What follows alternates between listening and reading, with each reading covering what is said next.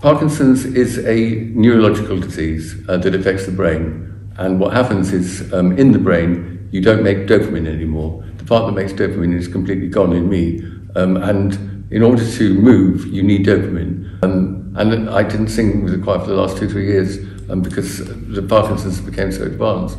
I couldn't actually walk anymore, couldn't move anymore. When I couldn't sing at all, I really missed it. The last 2 years, as I said, I wasn't well enough to be in the chorus. Being back is just fantastic. I love this chorus, I really do.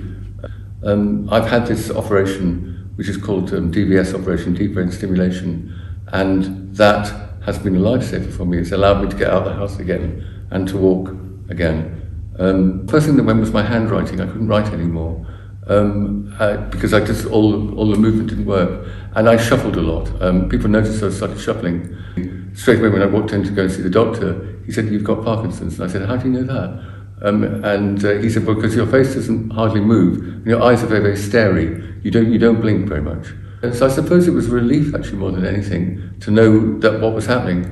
It's obviously devastating news, but I'd been through devastating news before. I discovered that I was HIV. That was completely devastating to me. And I threw myself into drugs, actually, that's what I did, and nearly killed myself doing it. Two very close friends put me into rehab, and it was rehab that helped me a lot as I began to discover a lot more about myself and why I had this feeling that I wanted to destroy myself. I felt toxic, is how I felt, having HIV, and I didn't feel that I would want to tell anybody about the fact I had HIV, so I hid that pretty well for a long time.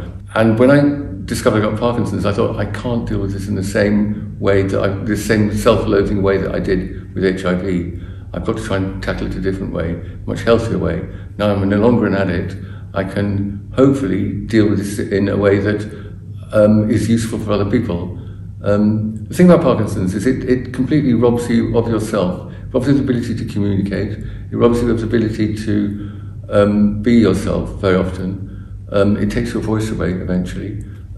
So whilst I have a voice, I want to be able to use it. And what I've been able to do is I've moved myself from a place of shame, I suppose, of Parkinson's. It's odd that you think that Parkinson's is shameful, but I did. I really didn't like the idea of being labelled with Parkinson's at all, and I hid it for years, from the chorus as well. And the reason that I sort of put this concert together really is my experience of having HIV and being an addict and having Parkinson's just seems so similar.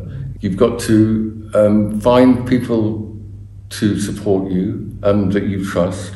You've got to accept it yourself, is the thing. You know, accepting who you are is a long journey for everyone. It's been a very long journey for me. I'm very open now about all these things, but it's taken me a long time to get there.